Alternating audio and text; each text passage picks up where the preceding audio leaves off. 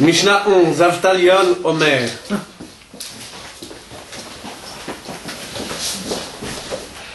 Avtalion est à dire Chachamim izaheru bedivrechem. Shema tachovu chovat galu vetiglu limkom mayim harayim. וישתו התלמידים הבאים אחריכם וימותו ונמצא שם שמיים מתחלל. Avtalion est à dire vous les intelligents, Chachamim,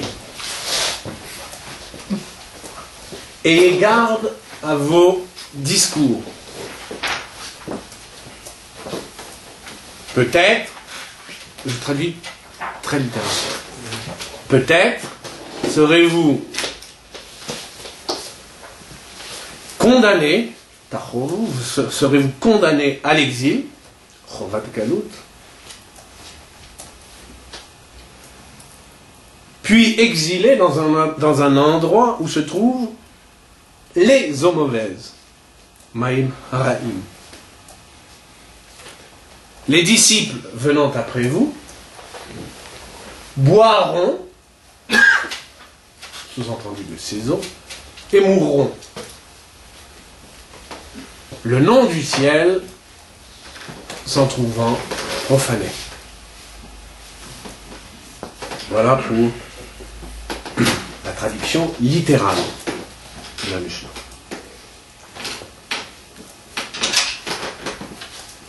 Cette Mishnah pose des difficultés, plusieurs difficultés, notamment celle de savoir, parce que savoir si c'est une parabole ou non.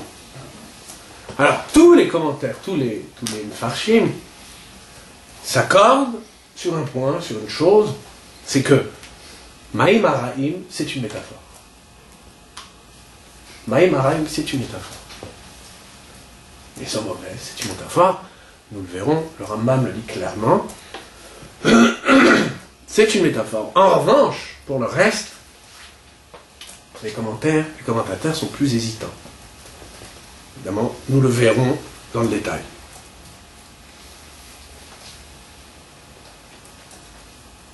Rashi, Barthénora, Rambam, c'est les trois que nous allons voir. Notamment Rashi et spécialement Barthénora, voient par exemple dans Galout et dans Mita, ne voient pas dans Galout et dans Mita une métaphore. Il les prend au sens propre. Rashi a l'air de faire de même, nous allons le voir, mais je montrerai à la fin qu'il s'agit en vérité, pour Rashi lui-même, d'une parabole. Donc on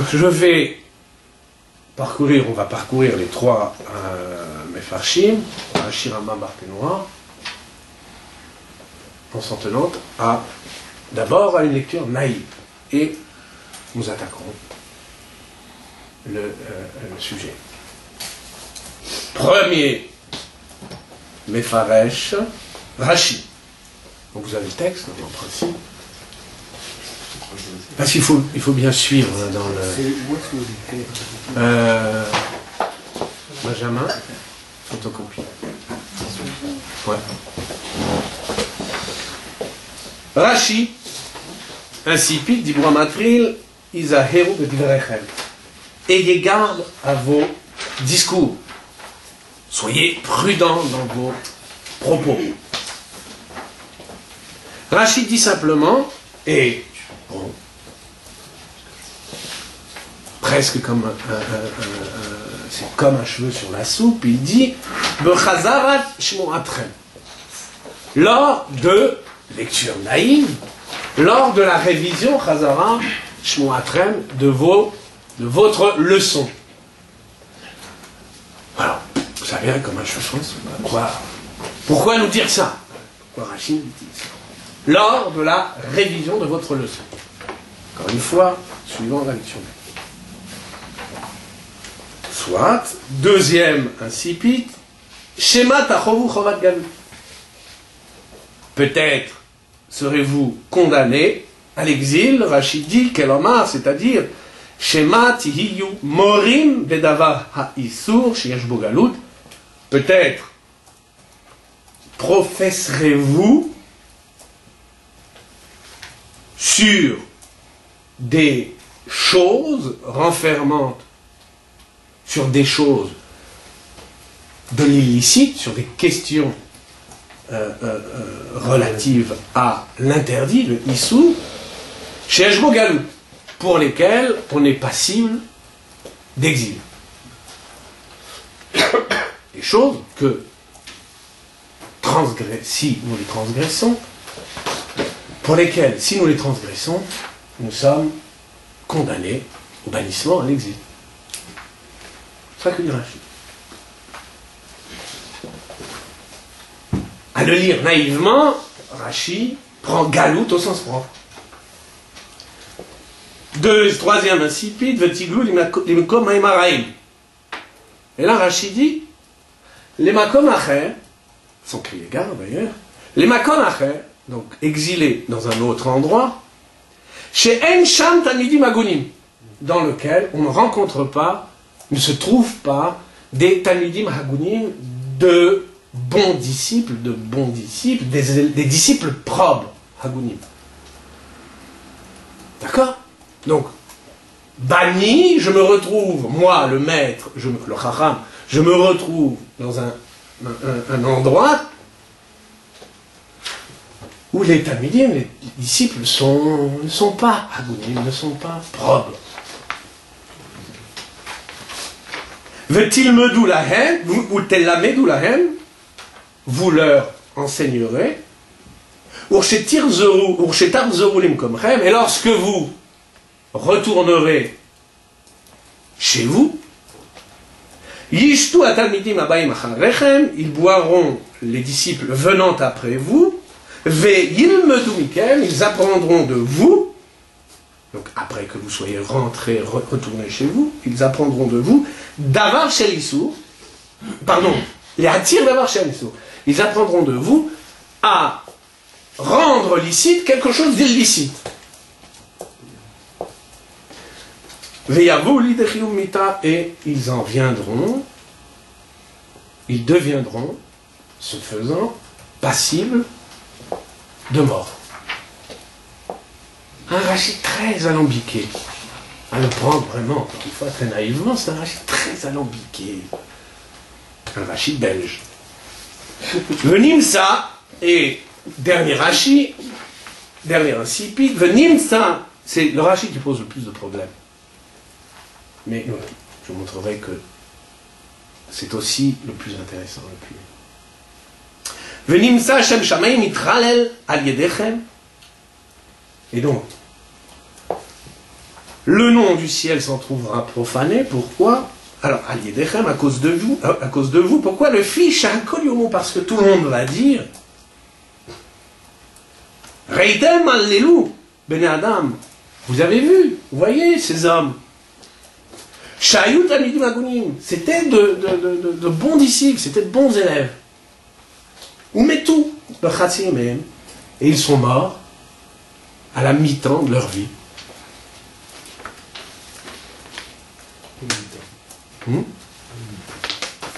Au mi-temps de leur vie. Au football, on dit la mi-temps. Oui, vous n'avez pas parlé. Velo igina Toratam aleim, et la Torah ne les a pas préservés. Leur Torah, leur étude ne les a pas sauvés, ne les a pas préservés, protégés. La Torah, dont on dit, et là, Rashi cite 3 psukim, 3, ne se contente pas d'en citer un, il en cite 3. Ki erech yamim, la Torah, l'étude dont on dit ki erech yamim ushnot chaim, elle est la longueur des jours ushnot chaim et le renouvellement de la vie. Urtiv, un autre verset dit Kuhu chayecha, elle est ta vie, v'orech yamecha, la longueur de tes jours. Urtiv, le 3e verset dit encore, le plus connu, Etz Chaim Ehi la machazikim ba. C'est un arbre de vie pour ceux qui s'en saisissent. il y a tant de versets qui proclament combien l'étude est vivifiante. Regardez-les, ils sont morts. Hein. C'est ça l'étude. Voilà le prix de la chaîne. On verra, bon, quand on fera une séance consacrée au Chilul Hashem, pas ce soir, au Chilul Hashem, à la dite profanation du nom, et nous vous montrerons que Rashi, effectivement, s'inspire d'une Gemara sublime que nous verrons en détail. Ça, c'est Rashi, suivant la lecture naïve. Très alambiqué, pas clair, on peut même dire confus. Voilà pour Rashi. Rambam, lui, prend un tout autre parti. Donc en face, le Rambam.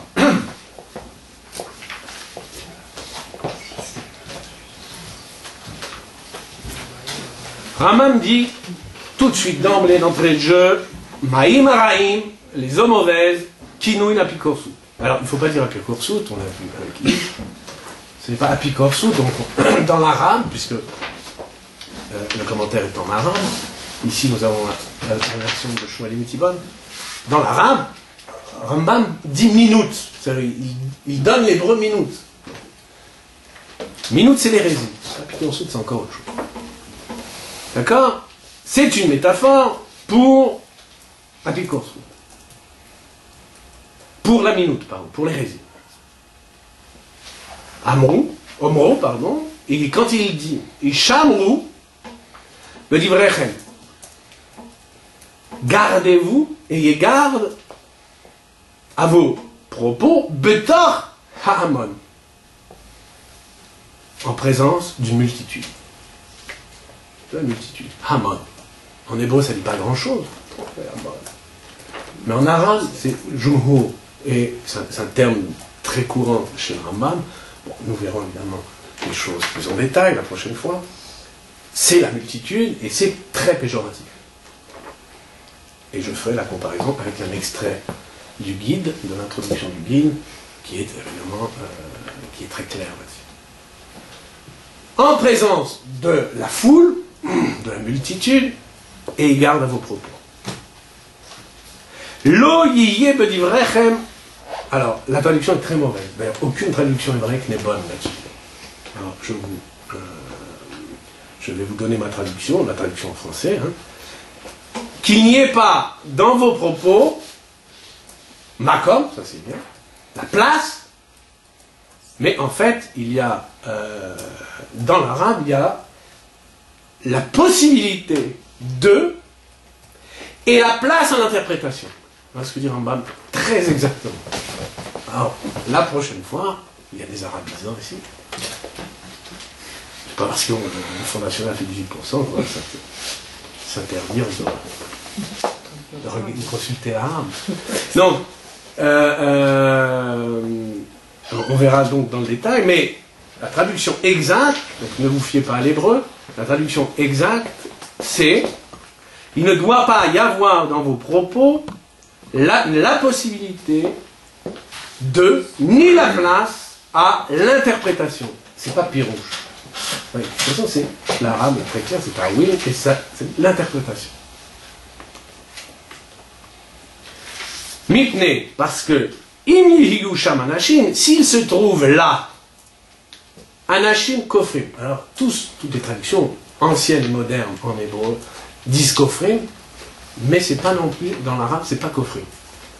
Dans l'arabe, c'est simplement des gens qui sortant. Et c'est confirmé dans un autre passage du guide. Sortant, ça veut dire quoi? Comme on dit, l'expression, ça reprend l'expression talmudique, Yatsou les Tarbutara. Ils sont sortis pour se déployer. C'est le terme, c'est vraiment, l'arabe, c'est dit sortir, les sortants. On va conserver cette traduction. Donc, parce qu'il se trouve peut-être là des hommes sortants, qui les interpréteront, ces dvarim, kefi, alors c'est pas emunatam, c'est pas leur que Munatam suivant leur foi, c'est pas ici, c'est pas la foi, c'est ouais, Deotehem, c'est comme suivant leur, littéralement en arabe c'est Iatikal, bon, c'est un mot très important chez Rambam, c'est, disons, on va dire leur doctrine, pour simplifier. Donc, suivant leur doctrine, entendez doctrine non pas comme un système réfléchi, non, comme des idées enracinées en soi-même. D'accord?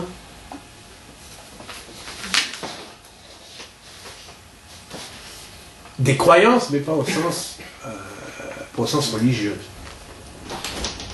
Alors, donc de peur qu'il ne se trouve des gens sortant du clan d'Israël, disons, qui les expliquent, qui les interprètent, suivant leur doctrine. Vatalmidim, kvar shamuotam mehem. Et les disciples les auront entendus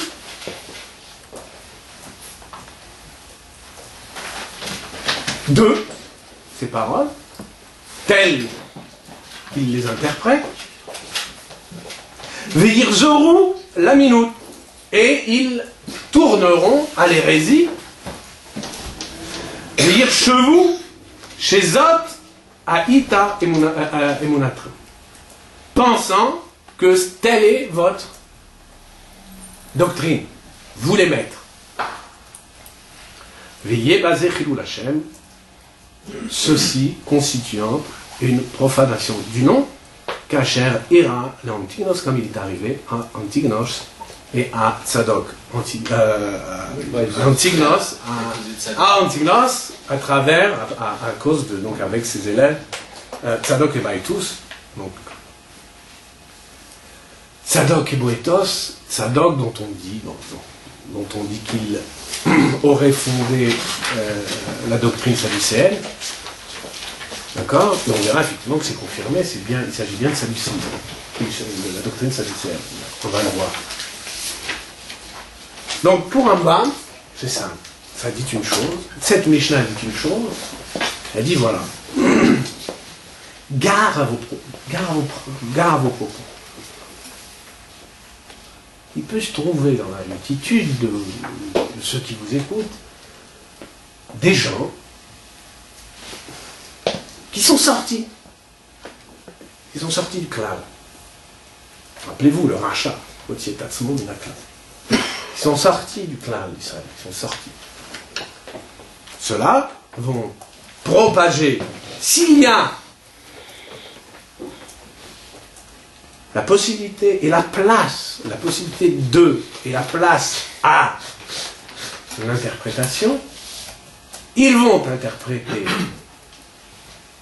disons de travers, de manière biaisée, vos propos, ils vont les diffuser en votre nom. Et de bons disciples, les disciples bons, naïfs, eux vont les recevoir en leur créance, croyant qu'il s'agit de votre enseignement. Voilà ce que dit Rambam. Donc il ne faut pas laisser place à l'interprétation, que vos propos, que votre discours ne laisse pas place à l'interprétation, que votre discours ne se prête pas à l'interprétation. Il dit plus, hein, il dit qu'il n'y ait même pas la possibilité d'interpréter vos propos. C'est très très fort. On le verra, on va travailler sur l'arabe la prochaine fois. Et c'est extraordinaire. Il ne parle pas de l'exil. Rien.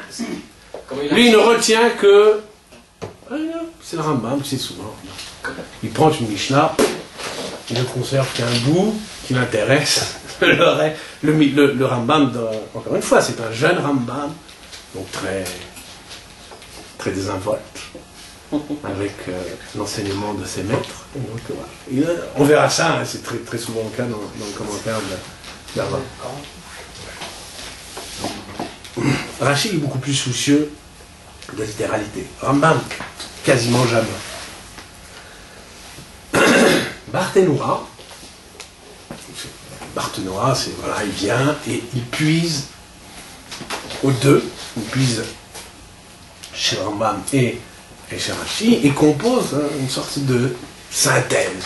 Alors vous voyez, ce que dit Barthénoura, vous voyez le petit manuel là. Tiens, Mordechai derrière. Il dit Isaïrou b'divrechem, ayez garde à vos discours. Il dit, c'est très conforme au commentaire du Rambam, Shelo tanichu makom les taout b'divrechem.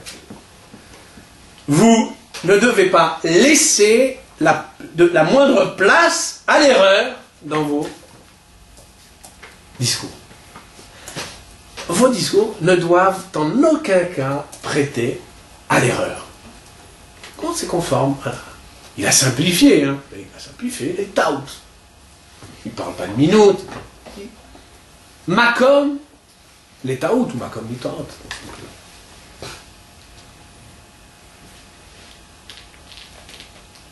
Shema tachom chorat galut.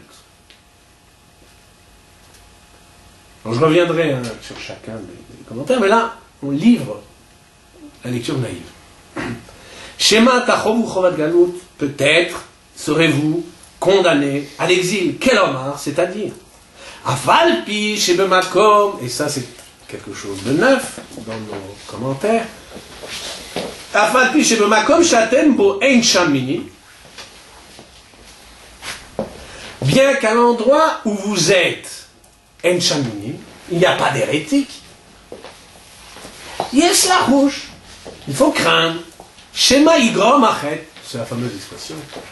Il faut craindre que, voilà, à cause d'une petite faute que vous auriez faite, vous soyez banni. V'tiglu makom sheyesh sham anashim shemar'im panim batorah. Chez l'Okalacha, vous soyez banni dans un autre endroit où là, les hommes sont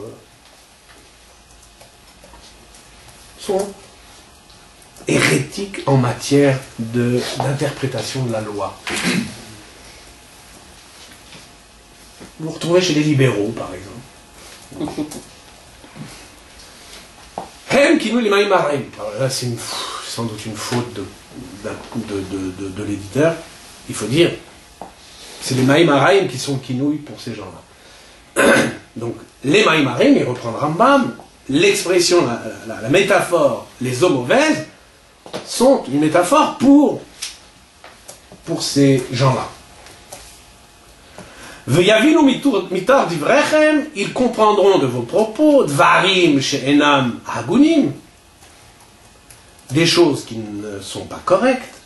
Ve'yishlu atalmidim habayim acharechem, et les élèves venant après vous boiront de ces eaux-là, mais otam dvarim, divrei minut, ils boiront des paroles d'hérésie, en toute innocence. Ve'yamutu ba'avanam, et mourront pour leur faute.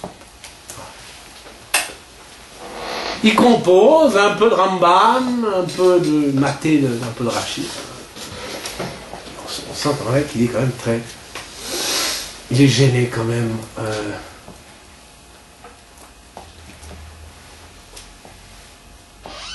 Venim sa Hashem Shavik B'Tralel, et là, c'est un chidouche de sa part, et le nom du ciel s'en trouvera profané, il dit pourquoi. Donc là, il n'entre pas du tout dans les considérations de Rashi. Du tout. Il n'évoque même pas le pirouge de Rashi, il dit simplement. Et c'est en fait un développement du Rambam. En quoi le nom sera-t-il profané? Parce que Yisha'eru otam de'ot betelot ba'olam. Pourquoi? Parce qu'il y aura, il se propagera, enfin littéralement, il restera des déhot bétélotes, des idées fausses dans le monde. cause d'eux, il restera, subsisteront des idées fausses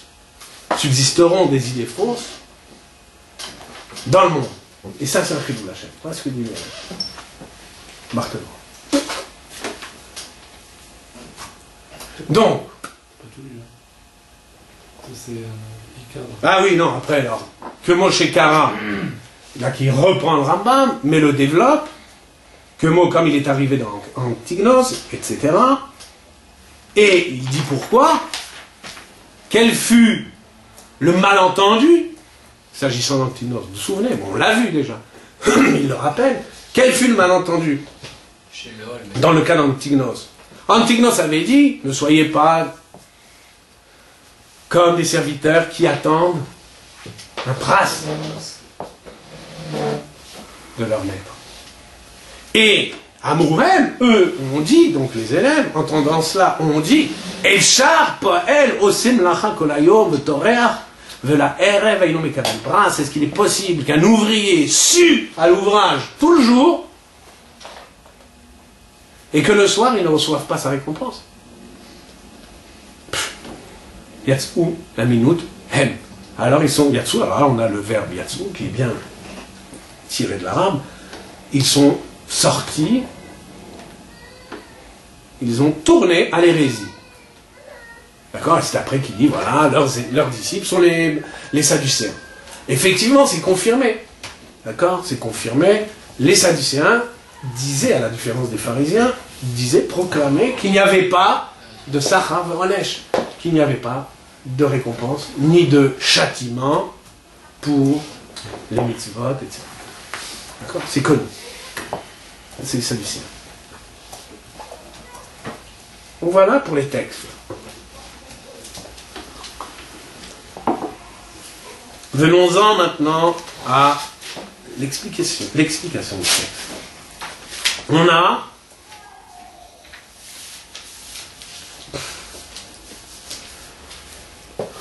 cette Mishnah qui est difficile. Difficile, vous l'avez vu, il suffit de voir. Il suffit de dire Rachid, il suffit de voir.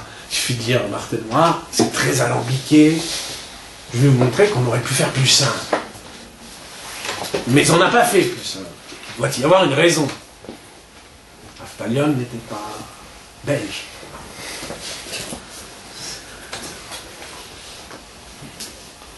On a 3 protagonistes dans cette Mishnah. 3 protagonistes.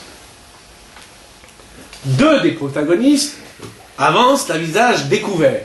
Les Chachamim, Chachamim Izhaheru Bedivrechem, les Chachamim, et les Talmidim Abaim Acharechem, les disciples venant après vous. Venant après eux. D'accord? Le 3e protagoniste, lui, est métaphorisé. Maïmarim, les eaux mauvaises. On a 2 protagonistes, à visage découvert, le 3e, masqué. Les eaux mauvaises. La question s'impose. Pourquoi ce 3e protagoniste se présente-t-il masqué?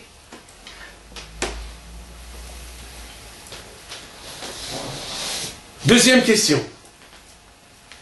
Pourquoi ces 3 protagonistes? Pourquoi pas 2 seulement? Les maîtres, Chachamim, et les Talmidim, et les disciples. Si l'on suit la lecture naïve, disons celle de Rashi, nous verrons que ce n'est pas vrai, mais disons celle de Rashi, revue par Barthelon. Ça c'est la lecture naïve. Je tiens que Barthelon adopte une lecture naïve. Pourquoi, donc si l'on suit la lecture naïve, pourquoi n'avoir pas dit plus tôt, plus simplement, plus directement, Chachamim, ayez garde à vos discours, peut-être se trouve-t-il parmi vos disciples des eaux mauvaises. C'était simple. Faites gaffe, il se peut que parmi ceux qui vous écoutent, il y ait des eaux mauvaises, de mauvais disciples, de mauvaises graines. Alors faites gaffe. C'était simple. Pourquoi la galoute? Ça n'a aucun sens. Encore une fois, pour la lecture naïve, ça n'a aucun sens.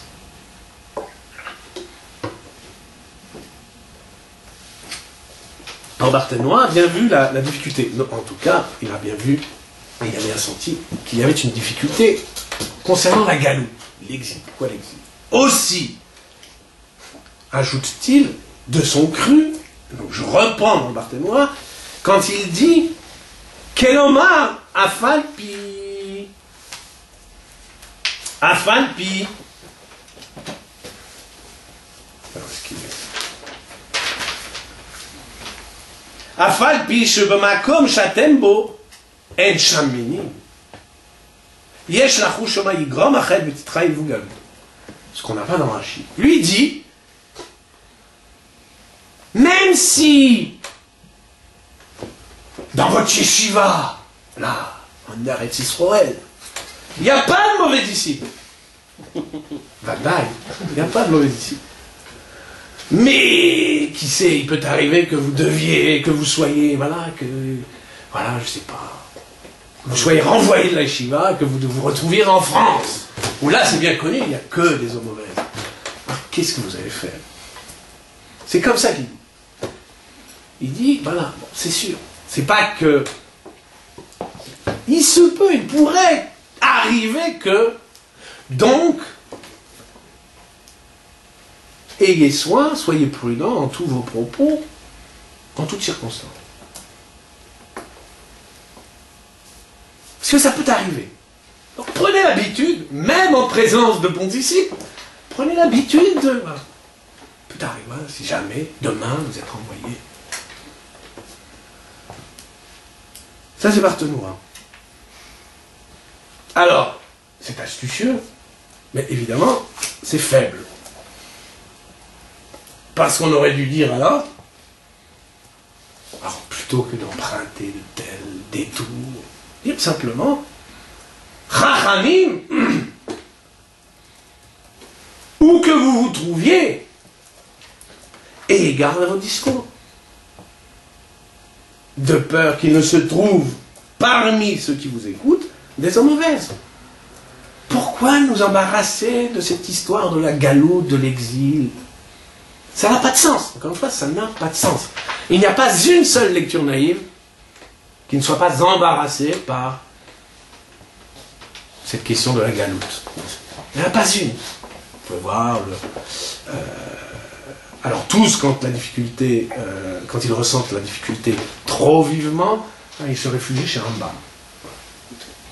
Rambam est lui de la difficulté. Donc.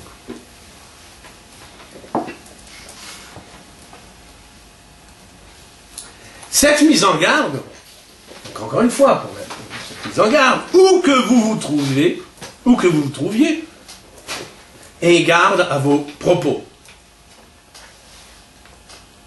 La mise en garde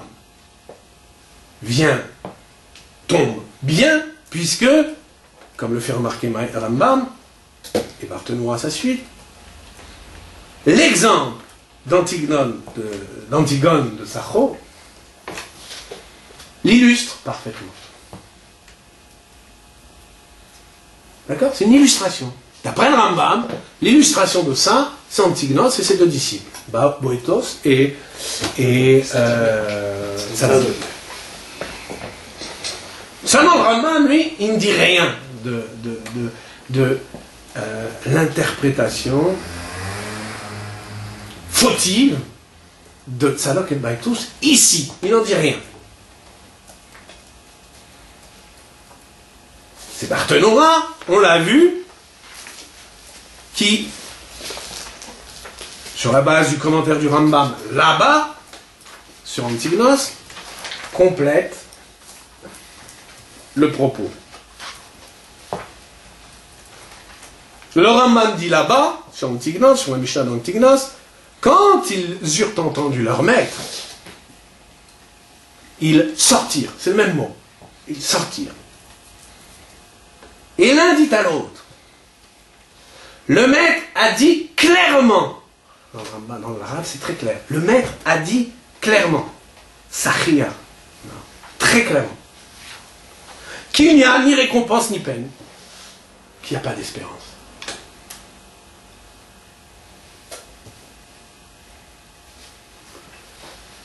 ce que le Barthénora résume ici, ils ont proclamé, Hem Amrou, est-il possible qu'un ouvrier sue tout le jour à l'ouvrage et ne reçoive pas de pras le soir? Tout tient, c'est le Barthénora qui le suggère, tout tient à l'équivoque du mot pras, souvenez-vous. Ils ont confondu le mot pras, prix, avec le mot sachar, récompense. Mais pras ne dit pas la récompense. Et rappelez-vous le Rambam, là-bas, le Rambam disait là-bas, bien sûr qu'il faut croire qu'il y a récompense pour nos actes. Mais pras, c'est une autre histoire. Donc il faut. Mais les Talmidim, les deux disciples, comment dire, les deux mauvais disciples, eux, ont entendu qu'il n'y avait pas de récompense pour nos actes. Alors, à quoi bon? Abat les mitzvot. Alors, le Rambam dit, comme ils ne pouvaient pas abattre toutes les mitzvot, parce que, ils ont dit, parce que les Juifs étaient, vous connaissez les Juifs, pas. L'atavisme est trop fort. Alors, et quand ils ne pouvaient pas abattre toutes les mitzvot, ah non, il dit plus, le Rambam, il dit, s'il leur avait dit, et c'est étonnant parce que Paul l'a fait plus tard, mais en tout cas, lui, s'il l'avait dit comme ça, abruptement, les Juifs les auraient lynchés. Comme ça, il dit Rambam. Ils les auraient tués. Alors, ils se sont dit, ne vivent pas trop, abrégé trop tôt. Et ils ont dit, voilà, abattons toutes les mitzvot des Ravanan. La Torah orale. On abat toute la Torah orale. Tout l'enseignement rabbinique. Il ne reste, il ne subsiste, ne doit subsister que la Torah écrite, que les lois scripturaires. Et Rambam dit effectivement, leurs avatars, c'est les Karaïtes. Bon, les Karaïtes, c'est pas rien, au temps du Rambam, enfin, juste même avant le Rambam, puis au temps de Saadia Gaon, c'était les adversaires les plus acharnés des rabbinim, ce qu'on appelle le judaïsme rabbinique, c'était les adversaires les plus acharnés, et c'était, à l'époque, les juifs éclairés. C'était, le charisme apparaissait comme une Aufklärung. C'était les juifs des Lumières, si vous voulez, au 9e siècle, au 10e siècle, parce que les Arabes ont joué les Lumières avant l'Occident.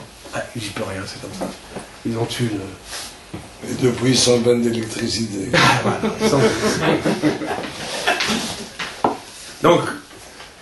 donc, les Karaïtes étaient donc, si vous voulez, c'était un mouvement d'Aufklärung, et les Rabbani, les Chachamim étaient menacés. Rambam dit, sans Saadia Gaon, c'en était fait du judaïsme rabbinique. Donc, ils étaient, c'était comme la Scala, si vous voulez, au 19e siècle. Voilà. Là, le judaïsme se sépare. Hein? Le judaïsme se sépare de la Scala. Oui. D'accord, ça. Oui, il était à genoux. Troisième question.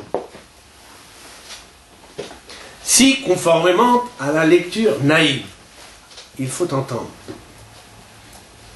sage, Chachamim, ayez garde à vos propos, peut-être se trouvera-t-il, parmi ceux qui vous écoutent, des eaux mauvaises. Pourquoi parler de la mort des disciples venant après vous, et plus encore de la profanation du nom? Pourquoi? Est-ce qu'il faut prendre cette mort au sens propre? Non.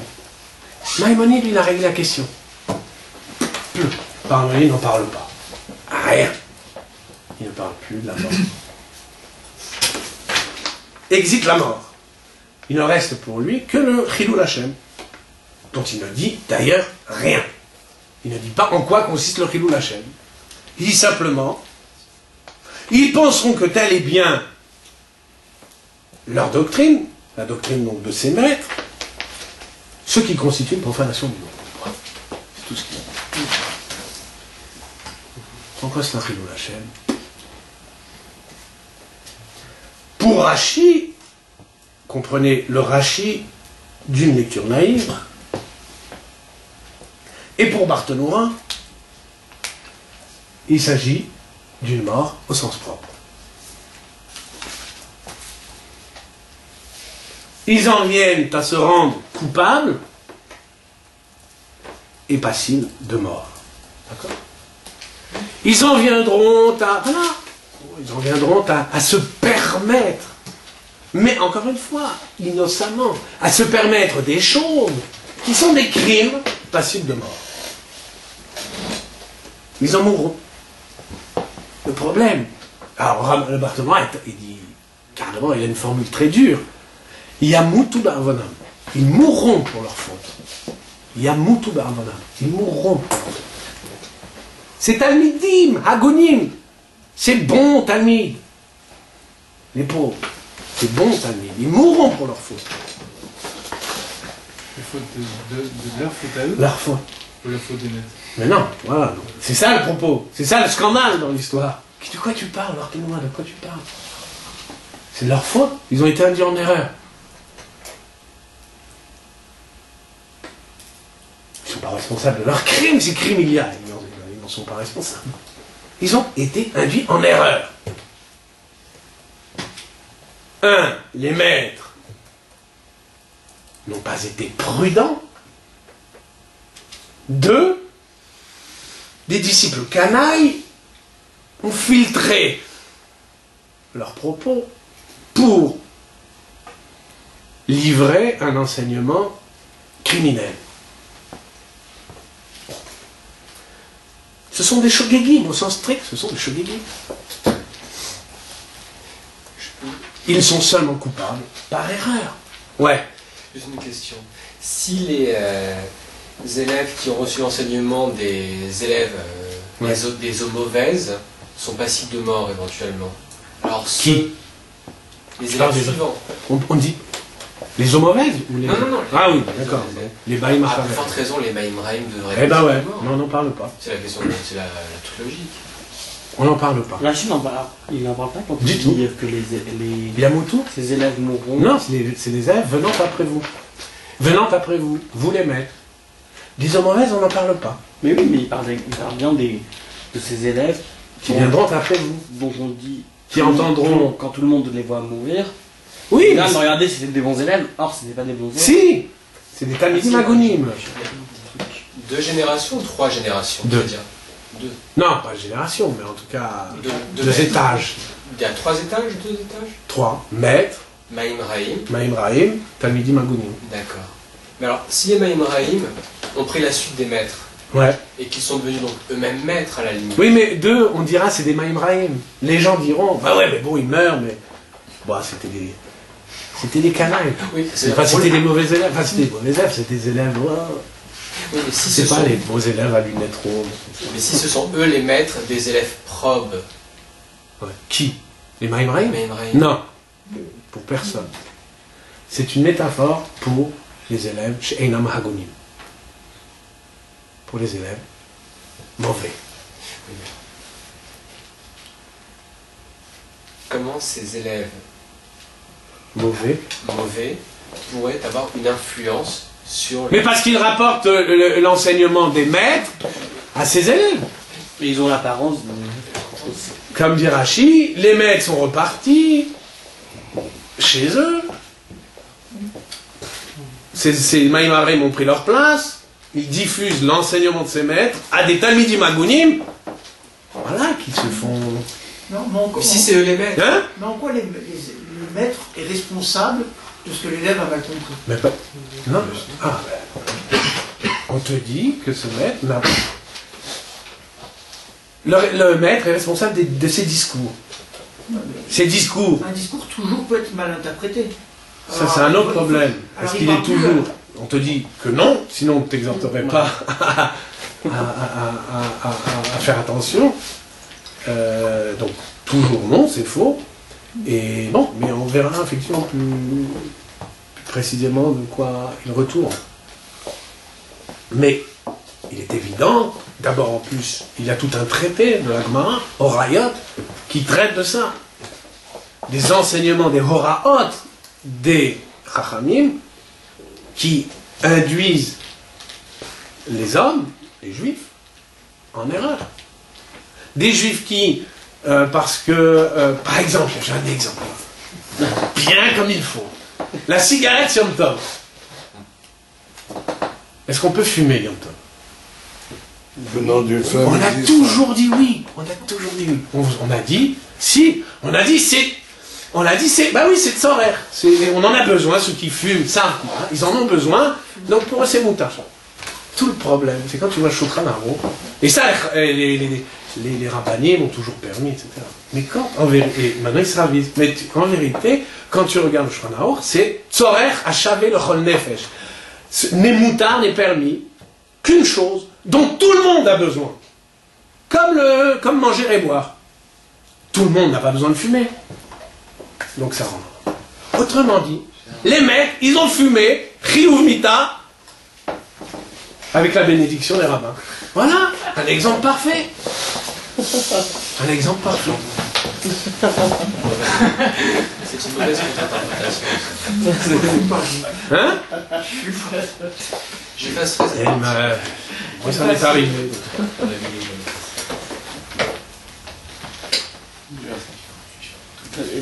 En France, normalement, tu Ramaguicu, fait une autre. Nicotine pour plus. Ils en portent la responsabilité. Comment croire donc que ces Talmidim Agunim puissent mourir pour cela?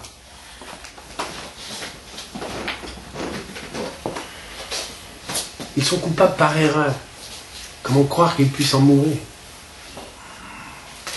C'est déjà difficile de croire que les salauds meurent pour leurs crimes. Alors ceux-là... Et le Chilul Hashem. Le Chilul Hashem est plus simple à expliquer. Chilul Hashem, ça, pour Rashi, ça se tient. Non, pour Rashi. Pour Rashi, ça se tient. Chilul Hashem. À condition d'admettre la prémisse que les bons disciples meurent de s'être trompés. Ou même Barthénoura, c'est... Prémisse scandaleuse, mais disons, en admettant, alors Rashi se tient, effectivement. Qu'est-ce qu'on va dire, voyant que de bons disciples meurent si jeunes? On dira, allez donc étudier la Torah, vous êtes sûr de crever à 40 ans. Alors, lui, ouais. Même pour Barthénoura, c'est... Alors, Barthénoura est plus circonspect. Il est circonspect. Pour expliquer le Chilul Hashem, qu'est-ce qu'il dit? Des fausses idées. À cause d'eux, il y aura des idées fausses dans le monde. À la foule, ça glisse. Non, à cause d'eux, c'est Maïmaraïm. Les restaurants. Enfin, à cause de ces Talmidim. Voilà. Bah, Voilà quoi, c'est très vague, c'est très...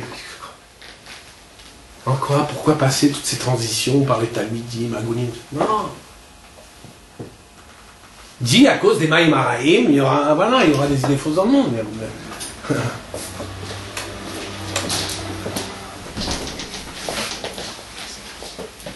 Alors, ça c'est les difficultés de la lecture naïve.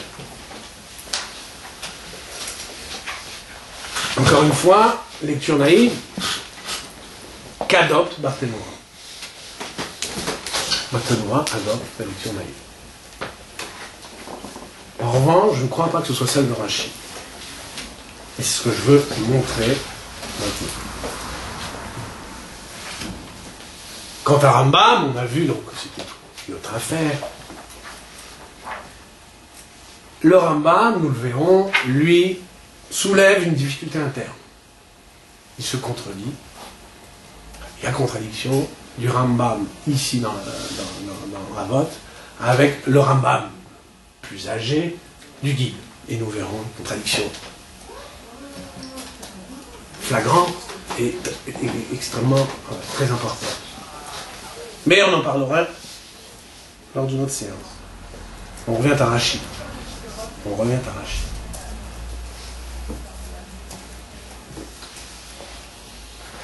On a vu que tous les trois Mefarshim s'accordaient à voir dans Maïmaraïm une métaphore. D'accord? Tous. Pour le reste,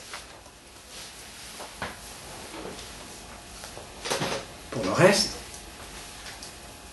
il fallait prendre chaque terme, en tout cas, suivant la lecture naïve, il fallait prendre chaque terme au sens propre. Galout, c'est l'exil au sens propre. Mita, c'est la mort au sens propre. Ça parle de la mort. Quand Avtalion parle de la mort, c'est bien la mort. La mort. Quand c'est l'exil, c'est l'exil. Sens propre. Pour ma part, c'est mon hypothèse, je pense qu'il s'agit d'une parabole. Il n'y a pas qu'une métaphore. L'ensemble du propos d'Avtalion est une parabole. Je pense qu'il ne faut prendre ni l'exil, ni Makom, l'endroit, ni la mort au sens propre. Ce qu'on va montrer à partir de Rashi, à travers Rashi. Et vous verrez que les bizarreries dans le commentaire de Rashi vont s'expliquer.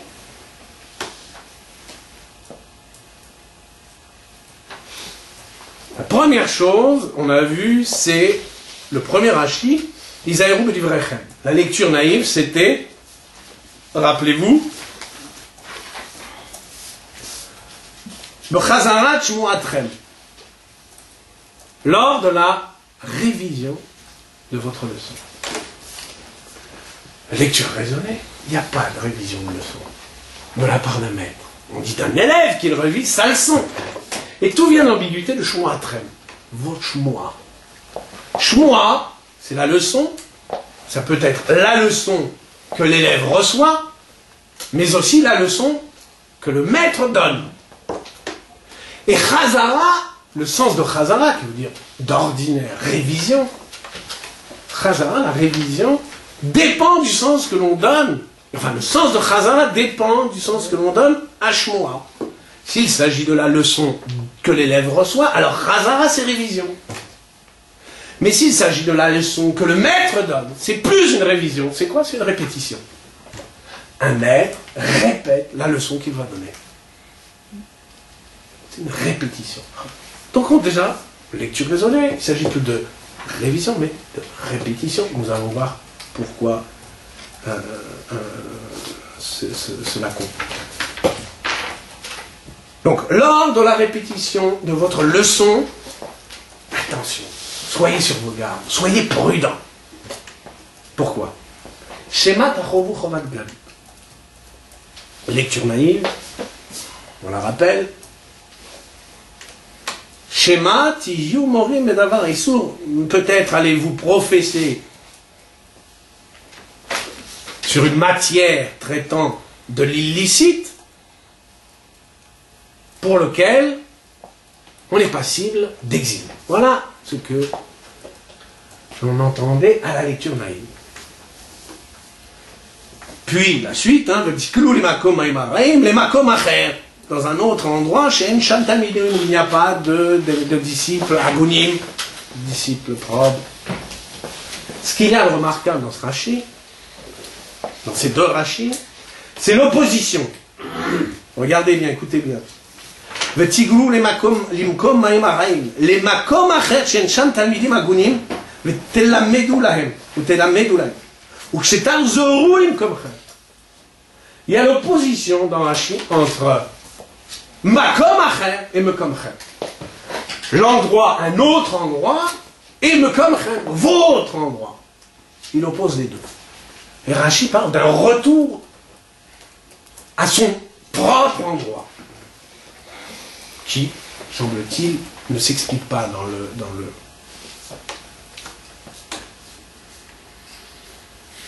le passage, ou pas le passage, mais un certain passage de Mekom Chem à Makom Acher s'appelle Galout. Un certain passage, pas tout passage, mais un certain passage de votre endroit à un autre endroit s'appelle Galout, s'appelle l'exil. Ça fait bien Rashi. Il dit qu'en ce passage, lors de ce passage, vous vous retrouvez en présence d'eau mauvaise. Alors c'est l'exil.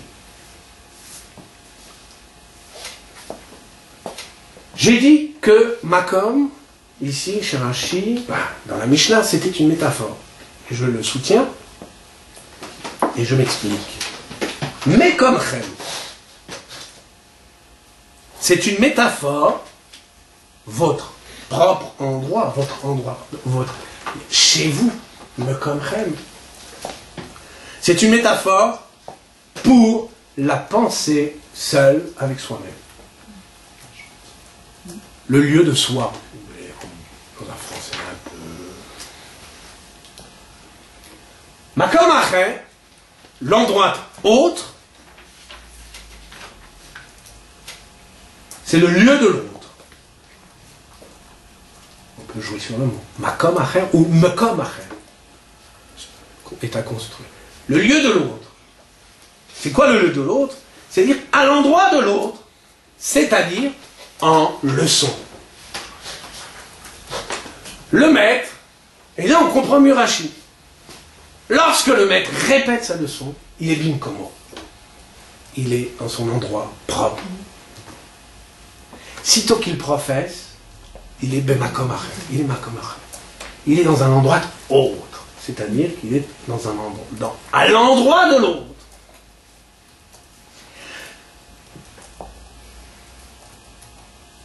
Lorsque je professe, et pour autant, bien sûr que je pense en professant, ce qui n'arrive que très rarement, surtout là-bas,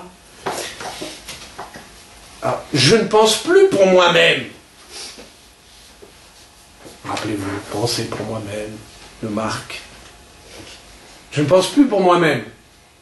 Marc Aurèle, Benjamin. Pensez pour moi-même. Je ne pense plus pour moi-même, c'est-à-dire en mon lieu propre. Je pense pour l'autre. Lorsque je professe, et pour autant que je pense en professant, je ne pense plus pour moi-même, je pense pour l'autre. Alors, pour ceux qui font Chassidoute, c'est très important, ces distinctions. C'est même fondamental. C'est une remarque en passant. Je pense pour l'autre. C'est-à-dire dans le lieu autre de l'autre. Bemakom acher. Lorsque je professe, je suis déjà bemakom acher. Quand je pense pour moi-même, même si je destine ma pensée à l'autre, c'est-à-dire lorsque je répète la leçon que je vais donner,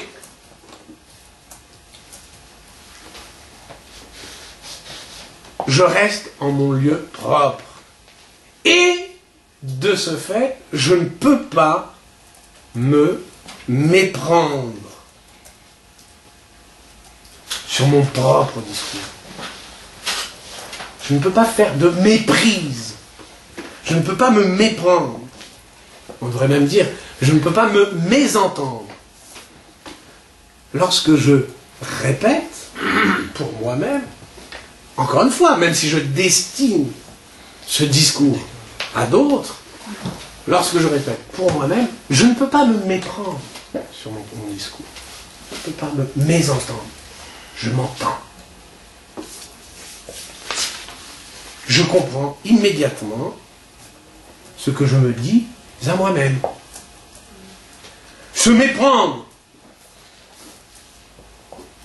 sur le discours que l'on répète en soi-même, ce serait comme se surprendre soi-même. On ne peut pas se surprendre. On surprend un autre. Coucou. Surprise. Surprise, c'est moi. Mais on ne peut pas se surprendre à soi-même. Mais pareil, on ne peut pas non plus se méprendre à son propre discours. La méprise, comme la surprise, suppose une altération radicale, c'est-à-dire l'altérité. L'autre. L'autre est évidemment l'endroit de l'autre, le makom acher. Seul avec moi-même, en mon lieu propre, je m'entends. Et je ne crains pas la méprise. Je ne crains pas de me méprendre sur mon propos. Je m'entends.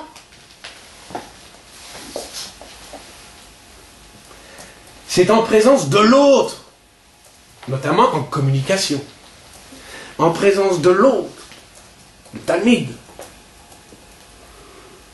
que s'ouvre la possibilité de la méprise.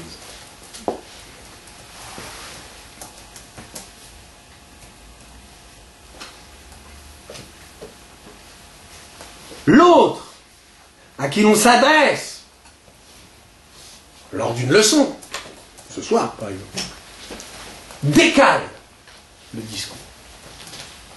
Décale, au sens strict. Retire la cale du discours. Dans la distance, dans l'ouverture de la distance de soi à l'autre, dans cette béance, parce qu'il faut bien parler de béance, c'est dans cette distance-là, dans cette béance-là, qu'un discours qu'on a d'abord cru clair, clair pour soi, peut s'avérer équivoque, obscur pour l'autre. C'est ça qui est extraordinaire. Sitôt que l'on professe, donc sitôt que l'on se retrouve de Makom Acher, le même discours, le même, s'avère parfois équivoque, obscur. Un discours qu'on croyait clair s'avère obscur. Alors, à la précision, parce qu'on parle de Maïm Rahim, c'est seulement en présence de Maïm Rahim que le discours s'avère obscur, s'avère équivoque. Seulement en présence de Maïm Rahim. C'est seulement s'il y a malice de la part de l'autre. Car, et c'est, je pense, une des affirmations de Naftalion, c'est seulement la malice qui décèle l'équivoque dans le discours d'un maître, fut-il imprudent. Il n'y a que la malice pour déceler de l'équivoque dans le discours d'un maître, même imprudent. On ne dit pas du Talmid Hagoun, d'accord, qu'il va se tromper en entendant le discours d'un maître, fut-il imprudent. S'il entend le même discours que les Maïm Rahim, eh bien lui ne verra pas, ne verra rien d'équivoque. Il faut de la malice pour voir de l'équivoque dans le discours d'un maître. C'est ça tout le problème. Non, parce que avant que ça aille dans les eaux, dans l'endroit des eaux mauvaises, il faut que la Mishnah précise bien qu'il y a eu Shema Techayvu. Shema Techayvu Chalagadol, j'ai expliqué ce que c'est. C'est une métaphore. Non, mais elle vient avant. Bien sûr. Enfin, il semble que ce soit l'imprudence du discours qui provoque de partir vers les eaux mauvaises, d'aller dans l'endroit de l'autre. Non. Parce que le discours est non. Hein? C'est parce que le discours est imprudent que il doit être hayat de galoute. Enfin... Non, c'est parce que le discours est imprudent que c'est une galoute. Que ma leçon, le Makom Acher, ce soit une galoute. Tu comprends? Toute leçon n'est pas une galoute. Quoi? Il peut y avoir de méprise chez un Talmid Hagoun? Non. Si imprudent. Quoi? C'est quoi? Justement, on te dit ce que tu apprends. On n'y avait vu que du feu, mais ce que tu apprends ici, c'est qu'un Talmid Hagoun, lui, ne se méprend pas, même si le maître est imprudent. Non, pas du tout. Il a l'oreille du maître. L'oreille, le maître, répétant pour lui-même, ne s'est pas mépris. Eh bien, le Talmid Hagoun, il a l'oreille du maître. Il faut la malice. Donc pour vous, Tzadok Aftayan, c'était des malicieux. Des malicieux. D'après dans l'histoire de la Gemara, il ne semble pas que ce soit...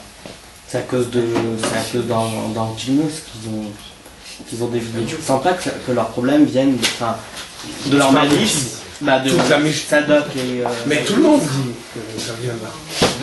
Non, mais il semble que ce soit à cause du maître qu'ils se sont dévoyés, et pas à cause de leur propre malice. C'est ça que je veux Mais dire. c'est à cause. Ça veut dire que c'est un reproche. C'est une cause. Ça veut dire que c'est un reproche à Antignos qui est fait, et pas un reproche à Tzadok. Mais bien, mais Alors, ce non, mais qu'on moi, dit, c'est qu'on reproche à Antignos de n'avoir pas été nizhar, de n'avoir pas été assez prudent. C'est ce qu'on lui reproche. Oui, mais attends, mais ça, alors du coup... Mais on lui reproche pas la malice de ses élèves. Bah évidemment. Ben voilà. Mais du coup, ça va.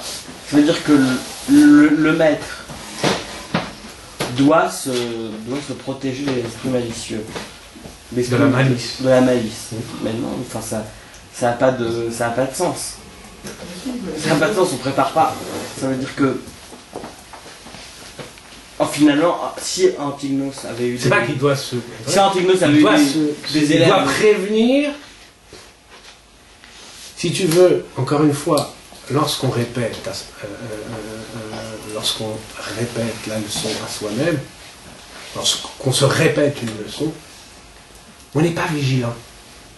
j'ai compris. Hein? Tout ce que Aftalion dit, c'est apprends. Là, apprends la vigilance. Apprends.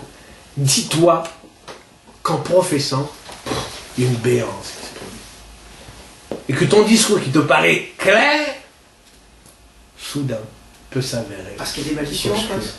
C'est pas Non, pas parce qu'il y a eu c'est la malice décèle, elle ne crée pas l'ambiguïté. La malice décèle et reçoit, et ne veut voir que. Même pas l'ambiguïté, que le mauvais, que le sens biaisé.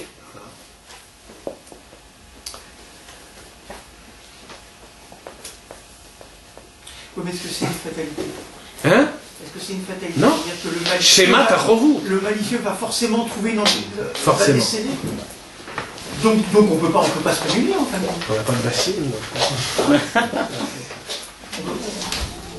Donc, On peut pas se prémunir alors. Parce que le maître ne peut pas se prémunir. mais Parce c'est que le malicieux. c'est ce qu'on dit. Si, Ils soit a plus clair. le livre Mais c'est pas possible. Mais c'est pas contre la malice, vous savez, c'est contre.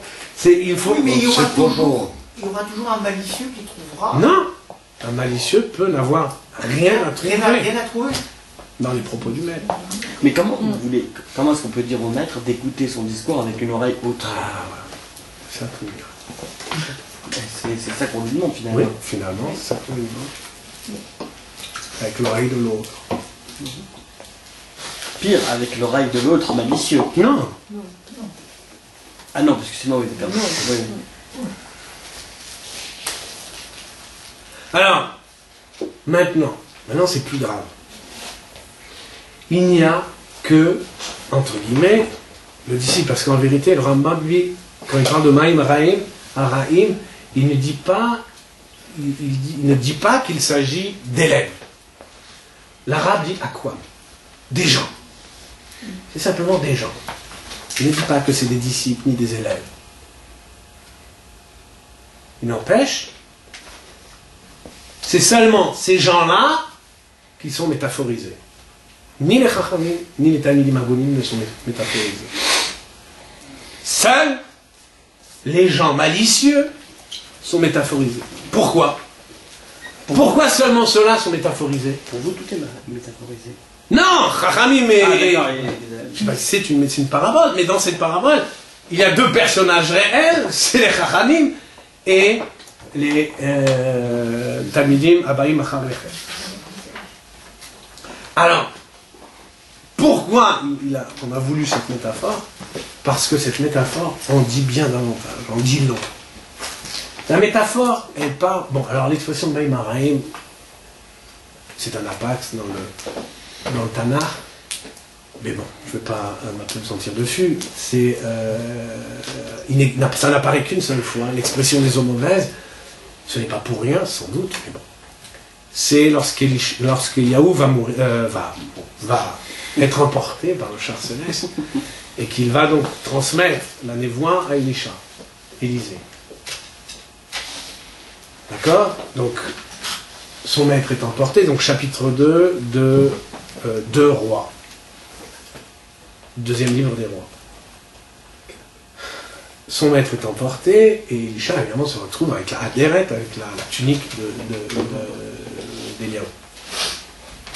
Et là, il est confronté au Nevi'im, au prophète de Jéricho. Et les prophètes de Jéricho disent, voilà, on veut le retrouver, ton maître, qui sait si, je sais pas moi, le bon Dieu l'a envoyé, l'a balayé là d'un coup de souffle dans la vallée, il faut peut-être aller le chercher. Alors Elisha leur dit non. Et ils s'entêtent. Alors il dit bon, allez-y. Ils reviennent, ils vont et ils reviennent bredouille. Et Elisha dit, je vous l'avais dit. Et soudain, les gens disent, ah oui, mais tu sais, reste parmi nous. C'est bien, c'est une belle ville, Jéricho. Jéricho d'alors, hein. Même plus d'alors. C'est bien, c'est un bon mochard. Seulement voilà, les eaux, elles sont mauvaises. Et les gens qui les boivent meurent. Et donc Elisha vient, et c'est le premier miracle d'Elisha, c'est qu'il verse du sel dans ses eaux, et ses eaux s'adoucissent. Bizarrement. Voilà. Bon. C'est la seule. Voilà, c'est la seule mention d'eau mauvaise dans le Tanakh. C'est pas pour rien, mais bon, je ne vais pas m'apesantir là-dessus. Il n'empêche que, évidemment, les eaux. Pourquoi les eaux? Pourquoi la métaphore des eaux? Parce que c'est la Torah. L'une des métaphores les plus massives de la tradition midrashique, c'est la métaphore de l'eau pour la Torah. El Ma'im est la Torah. Il n'y a d'eau que la Torah. Ça veut dire quoi? Ma'im Araim, les eaux mauvaises, l'eau mauvaise, ça veut dire quoi? Ça veut dire quoi? Ça veut dire que la métaphore dit en vérité moins la mauvaiseté du disciple que celle d'une Torah devenue mauvaise. Ma'im Araim, une Torah devenue mauvaise. Une Torah devenue mauvaise. Le rat des Ma'im, le rat des eaux, la mauvaiseté, le caractère mauvais des eaux. Mortel même, puisque ces eaux tuent. Le caractère rat des eaux désigne moins un vice chez le disciple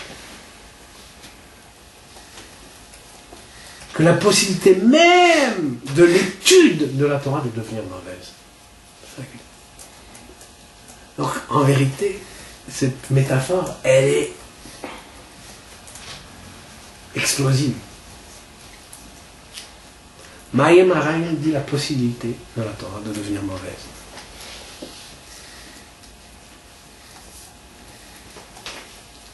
D'accord? Et on comprendra d'autant mieux le Chilul Hashem, en relation du monde. C'est qu'on pourra dire la Torah, elle est mauvaise. Les gens pourront dire la Torah, elle est mauvaise. Je sais pas moi, on le verra. On fera une séance très provocatrice, hein, je vous le dis d'avance. Je vous dis à vous, mais je le dis à ceux qui nous regarderaient. Très provocatrice sur la violence sur le Chilul Hashem. Avoir l'orthodoxie d'aujourd'hui, comment ne pas dire que la Torah est mauvaise?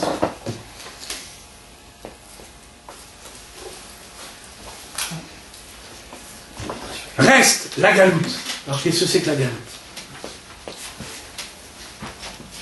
On l'a dit, c'est le passage, un certain passage, du lieu de soi au lieu de l'autre. Pour autant, qu'il se produit dans le discours, par ce passage, comme une déportation, c'est-à-dire un exil de la parole. Dans toute leçon professée. Dans toute leçon professée. Si l'on y prend garde, il y a le risque d'un exil de la parole. Le risque de la méprise. Et la possibilité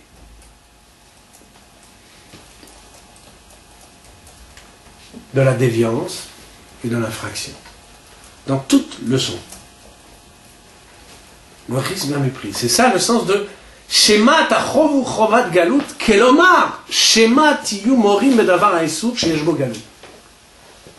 Peut-être serez-vous condamné à l'exil, c'est-à-dire peut-être allez-vous professer quelque chose qui, s'il y a galout, produit d'avarissou, produit de l'illicite.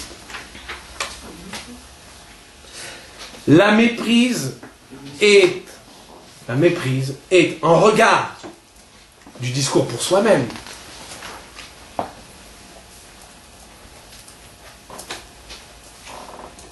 Non, le discours, en regard du discours pour soi-même. La méprise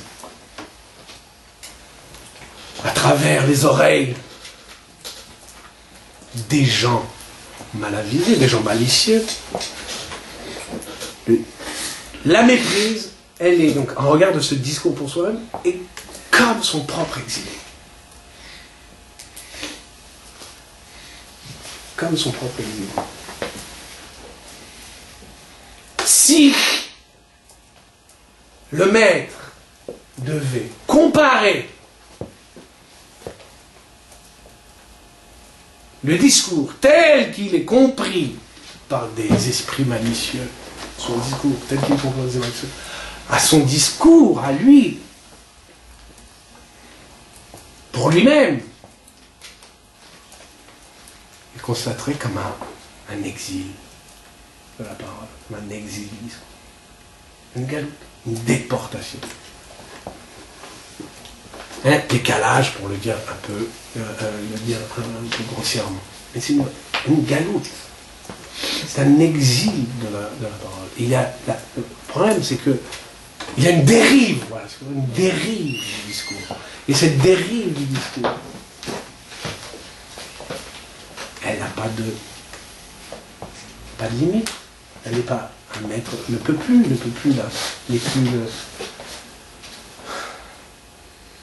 la maîtrise plus, ne maîtrise pas cette dérive. Et ça, c'est propre au fait de professer. Ouais. Parce que c'est pas ça dans tout discours. Non, je dis fait de professer, c'est au fait de communiquer. On peut le communiquer par le livre, donc soit oralement, soit par écrit. Mais pas, ce n'est jamais le fait d'un discours que l'on répète à soi-même. Jamais. Il faut le makom achem. Même quand on s'avance pas à des élèves, dans la vie de tous les jours, il peut y avoir des malentendus, tout simplement. Ouais, ça s'en fiche, les malentendus. Donc on sait que c'est alors quoi. Des quiproquos, oui, d'accord. Mais on fait des comédies avec ça. C'est pas grave.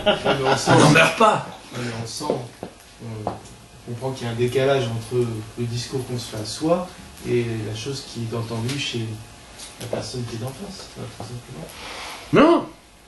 Parce qu'on peut très bien, regarde Sacha Guitry par exemple, il les recherche, ces quiproquos, tous les grands auteurs de comédie, il les recherche, donc tu vois bien, il les recherche, il les trouve, il les trouve, voilà, dans Bim Komchem, Bim Komam, en leur lieu propre, ça se trouve, tandis que là je décris quelque chose d'invisible, c'est beaucoup plus...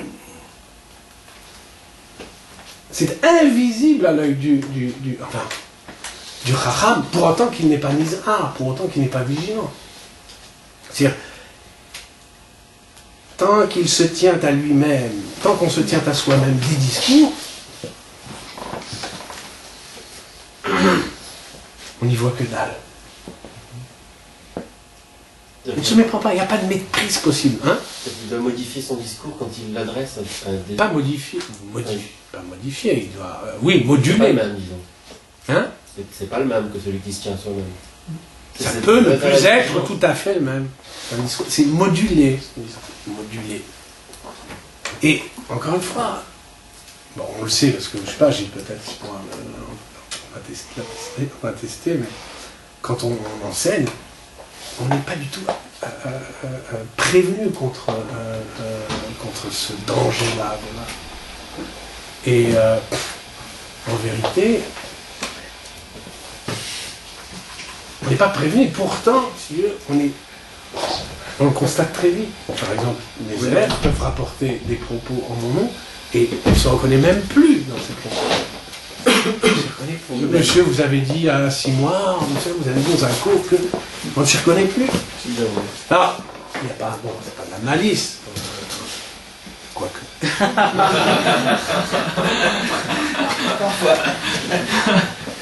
C'est quoi ta musique, Mabouli?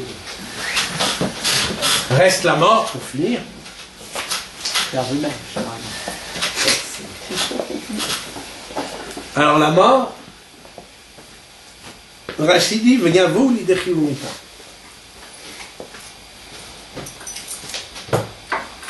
Ils en viendront, enfin, ils se feront passibles de mort.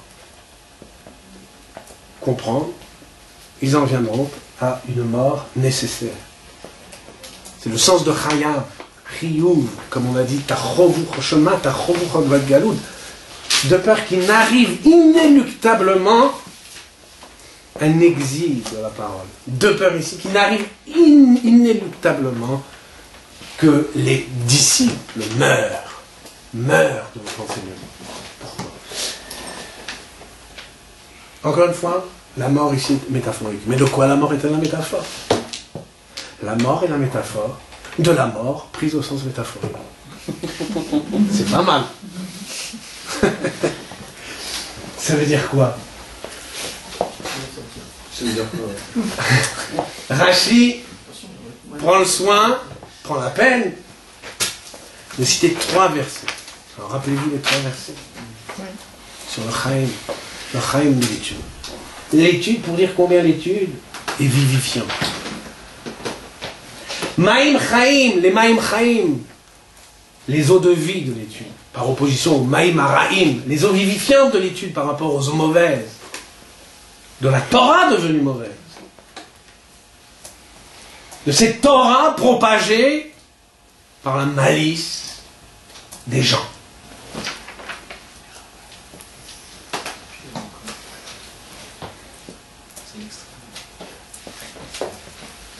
Et qui font de l'étude qu'ils propagent un makom maïmaraïm, un endroit de mauvaise. Qu'est-ce qu'on va dire? Qu'est-ce qu'on va dire? Qu'est-ce qu'on dit qu'est-ce qu'il faut dire de ces psukim sur la Torah vivifiante, l'étude vivifiante? Qu'est-ce qu'il faut dire?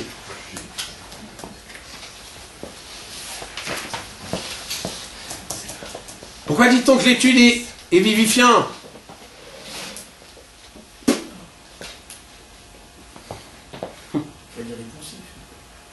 Dis-les, si tu oses. Parce que ce qu'il a prophète pour leur talent normal. Pourquoi dit-on qu'elle est vivifiante? L'étude. Parce que ce qu'il a prophète pour leur talent normal. Non mais tiens-toi au verset. Qu'est-ce qu'on dit? Horaire yamim. Longueur des jours. Toutes les fois qu'on parle de chaim, de vie, et de horaire yamim, de... Alors je ne traduis pas par longanimité, parce que ça ne veut rien dire. Car on vit plus longtemps. Secret, faites pas de jogging, étudiez. Non, c'est la longueur des jours, ça n'a rien à voir avec la longanimité. On peut mourir à 20 ans et avoir une existence longue.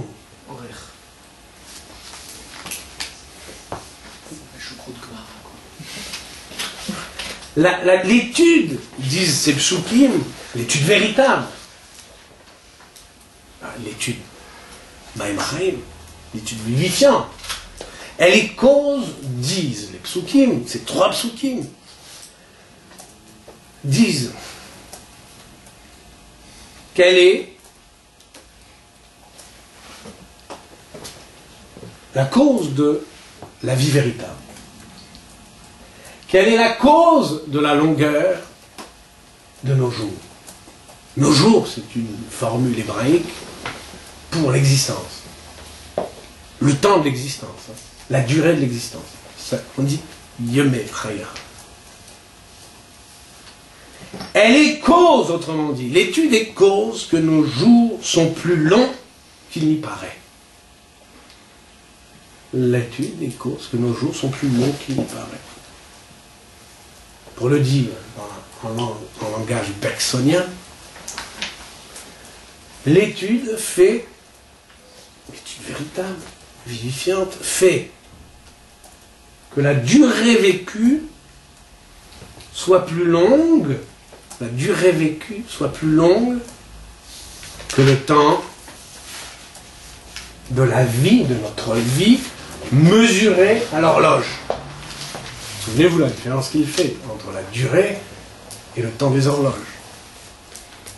Donc une même existence, ça peut être une vie vécue plus longue que seulement son temps mesuré, son temps de vie mesuré à l'horloge. Pour le dire autrement, l'étude fait que la vie est subjectivement plus longue que le temps qui passe. Et je renvoie aux articles, à l'article magnifique de Walter Benjamin, à l'étude que j'en ai faite sur l'immortalité. Walter Benjamin appelle cela l'infinité ou l'intensité de la vie. Ça, c'est l'étude. C'est l'étude qui en est là, qui en est le ressort. Par conséquent, on comprend, à l'inverse, que l'on puisse dire, voyant ces gens qui propagent une Torah, une eau mauvaise, on comprend qu'on puisse dire, mais regardez-les. Alors on parle même des bons disciples, des meilleurs, des Hagonim. Regardez, c'est quoi leur vie? C'est quoi leur vie? Une vie morte. C'est une vie morte. C'est une vie qui passe et s'égrène comme les minutes d'une horloge. C'est ça leur vie. C'est suivant. Il faut aller dans un collège. Faut que ça passe. Hein. On ne dort pas tous. Avec le café, ça... Oui, bien sûr. On s'abrutit comme on peut, mais c'est ça la mort. Au sens métaphorique.